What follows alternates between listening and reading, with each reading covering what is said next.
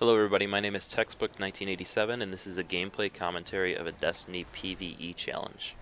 The challenge was to solo the King's Fall raid final boss Oryx on hard. I used a Sunsinger Warlock at light level 335. Completing the challenge requires over 100 sniper rounds, so what I'm doing here, killing these Thrall, is to try and generate special ammo drops. If I don't have enough, I just wipe and start over again, but I've got 4 special drops on the ground, and when I've killed those Thrall, I had 2 surplus guns equipped, a surplus sniper and a surplus rocket. That ensures that each ammo pack that gets generated when I kill the Thrall basically has enough ammo to refill my sniper magazine. After I kill them, I switch to the weapons I'm using throughout the fight, which is a 1,000 yard stare sniper rifle and the sleeper simulant. I also switch my grenade back to the firebolt grenade. The strategy for this is similar to the one used on normal to solo Oryx, which is to get the ogres low but not kill them. On the very first round, I'm getting the back ogres lower than the ones on the front because those are the ones that I will kill first and stack the bombs back there. To accomplish that, I'm getting 5 sniper shot crits on the ogres, on the ones on the back, and on the front ones I'm going for 4 crits and 1 body shot. I missed a body shot on the very first ogre, so I'm just adjusting to fix that. As soon as the ogres are primed, I want to drop down to where Oryx is as soon as possible. If I stay up on the Daughter's Plate too long, the ogres will backpedal and move away from the middle of the map. You want the ogres to stay as close to the middle of the map as possible, because it'll be easier to enrage them and quicker to get the bombs stacked. Your goal here is to try to get 3 or 4 bombs every round, and you have to do it quickly, or else the Light Eater Knights will reach the bombs before you get them detonated. So keeping the ogres closer to the middle of the map is a priority. Now here I've gotten 3 bombs worth of damage on the first round. I only have 2 sniper rounds and 0 heavy. I'm going to pick up just a single special ammo pack to refill my sniper, but I'm going to avoid picking up that heavy. I do that because I would rather use a synthesis right now. If I use a synth before or after the first round, I ensure that my cooldown will be up if I need to use a synth later in the attempt. So during mortars, I'm getting shots on all of the Light Eater Knight or the Taken Knights on each platform. I'll get super energy when the mortar phase ends and possibly get ammo drops. I'm also using a trick here when I do the synthesis to get 15 sleeper shots. I equip a year 1 Starfire Protocol, synth, and then switch back to my year 2 Starfire Protocol. Doing that gives me 15 sleeper. I'm also trying to aggro the vessel of Oryx to stay on the front side of the map, since Oryx is on the back. I always try to want the vessel on the opposite side of Oryx. So since Oryx is on the back, it would be nice if the vessel stayed on the front. The side that the vessel is on is the side that I want to get the ogres lower on rounds 2 and later. For the first round, it's always the back ogres, but for rounds 2 and on, you want to get the ogres lower on the side the vessel is on. And since he's staying on the front, I want to get the front ogres lower. Now, as soon as they're primed, drop down because you don't want to linger up there too far or too long. And once you drop down, if you have time before Oryx's chest opens, try to aggro the ogres to get them closer to the middle. After the stagger, I'm going to reload my sleeper, and then I'm also going to do a trick. It's kind of a high-risk move. I'm going to slide out and get the line of sight on ogres so that they stay towards the middle of the map. It is high risk because you can get shot by the ogres and take damage, but it does seem to help keeping them closer to the middle of the map. And here it looks like I'm going to get 4 bombs this round.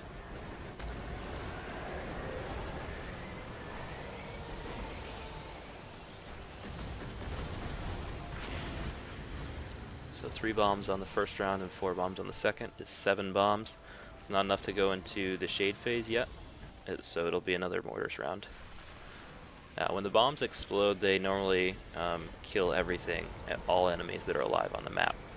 However, if there are any enemies near the Vessel of Oryx, his aura bubble will make them immune, and they will survive the bomb explosions. So you do have to look out for Light Eater Knights. They tend to survive some bomb explosion rounds. So on this round, a Light Eater Knight has survived, and I need to kill him myself. So as soon as Mortars ends, I'm going to try to kill this Light Eater Knight. And I do. And Oryx is up front, so I'm going to try to keep the vessel on the back side of the map.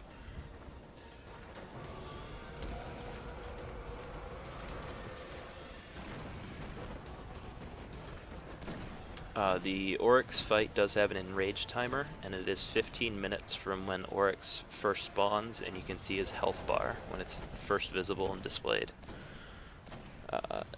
That basically means you have to do this in 5 rounds, because he will enrage when the 6th round starts. Because you have to do 16 bombs in 5 rounds, you have to average 3 bombs per round, and at least get 1 round where you get 4 bombs. That was good sniping on the ogres. They all got primed relatively quickly, so I was able to drop down early and try to get these front ones close to the middle. And again, I'm going to do that trick where I slide out and get their line of sight after stagger. But you can see I took quite a bit of damage. I'm at half health. And now I'm at very little health. And for some reason this ogre is way back there, so he's already out of the equation. I can't do anything about that, but just kill him so that he doesn't kill me. But I was able to get the other 3 stacked, so now again, there's a knight. If you're quick enough, you can get off the detonations, but you still don't want to always completely ignore them. If you can try to get a shot on them with your sniper, you can try to slow them down. Alright, so 3, 4, 3 is 10 bombs in 3 rounds, so we're going into Shade. And I like to switch my grenade and primary going into the Shade. I like to switch off of Firebolt and use fusion grenades. And I also like to switch my primary from the Smite with life support to Imago Loop with life support. As soon as you get ported in, I like to throw my first fusion grenade at the Shade, and save the other one for when he slams. Now you really need to land 3 crits per Shade movement or location, because you need the triple tap because of your ammo capacity. You really do. You can tend to run out of sniper ammo even if you went in there with full ammo. So you need to maximize the amount of ammo you get from triple tap. Now their life support procced on my primary, and that saved me because I was really low health and I already used my flame shield, so it was nice to get a life support to get my health back. See, I've actually run out of sniper ammo here and I'm forced to use sleeper to kill the Shade, and that was very close. I almost failed the Shade phase. He almost casted Doxology. So, because I switched my grenades in primary, coming out of Shade, I've got to refill my ammo by picking up ammo and then go back into my menu and switch back. Now Oryx is on the front, so I tried to get the vessel to stay on the back before I went into my menu, and it seems to have worked. He's back there. And he's still there, so that's good. So I'm getting the back ogres lower than the front ones. Although I missed a body shot on that one, so I've got to adjust after this one and get that one back right ogre lower. And he's good, so I'm ready to drop down. I got 10 bombs, so I just need 6 more over the last 2 rounds. If I can do that, that'll be the 16 I need to get to final stand. So again, I'm trying to aggro the ogres, get them closer to the middle of the map. And ogres actually helped me there. He was shooting Oryx's chest, and that does actually do damage, so I was able to 2-shot stagger Oryx instead of requiring 3 shots that time. Thanks, ogres. I'm extremely low health here and just barely managed to survive. and also get 4 bombs because it took a little bit longer. That knight is very close, but fortunately he did not go for me. He went for the bombs, and I got him off before him. So I'm going to get 4 bombs worth of damage here, leaving orcs with only 2 bombs worth of health. I'm switching my grenades in my primary and picking up ammo before I go into shade. So I go to pick up this ammo here, and a whole bunch of bad stuff happens. First of all, 2 Light Eater Knights on the front side of the map have survived the bomb explosions because they were near the vessel. And then I didn't have any more surplus ammo drops in the original spot. So I had to run, I had to do a risky move and run right by the vessel to go to the back of the map and look for ammo drops that occurred throughout the fight. So now I know, coming out of this shade phase, if I'm able to kill the shade, I don't have any special ammo in my spot where I normally pick them up, so I have to use a synthesis. And that's why I synthed after the first round, so that I would have a cooldown, hit 0, and have one available in just a scenario like this.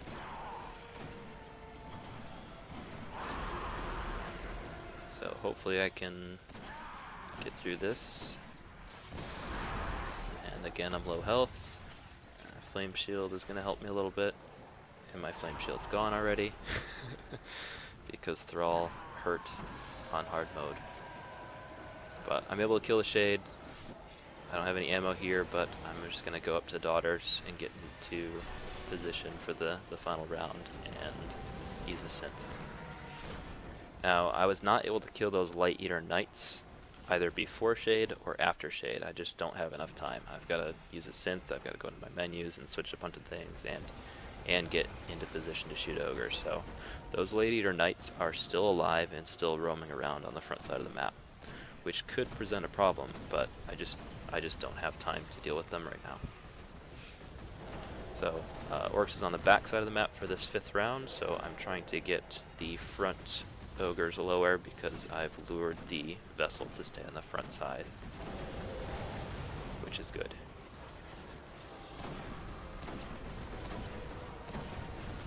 And fortunately I land all of my shots on the ogres perfectly, so I'm able to get down early and try to aggro the ogres and get them closer to the middle of the map.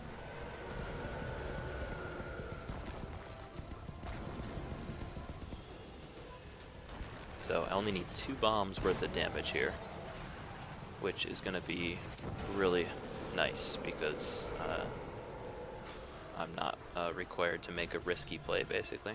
It just gives me a little bit more leeway on what I have to work with here, which is nice because these front ogres are not near each other. They're split up so much that their bombs won't be stacked. And if you look, there's a knight, the knight that was alive. He came for blood. He came very, very close to sorting me there, and it was very fortunate that I only needed 2 bombs because I was able to quickly get in and get out of there. If I needed 3, it would have been much tougher. So I got the 2 bombs, and this is Final Stand. And on Final Stand, you have to basically have perfect timing and pre-charge your first sleeper shot before his chest opens, and hope that you get 2 damage numbers, and I do. I failed Final Stand 6 times before I finally killed Auric solo on hard, and it felt very good to finally do it.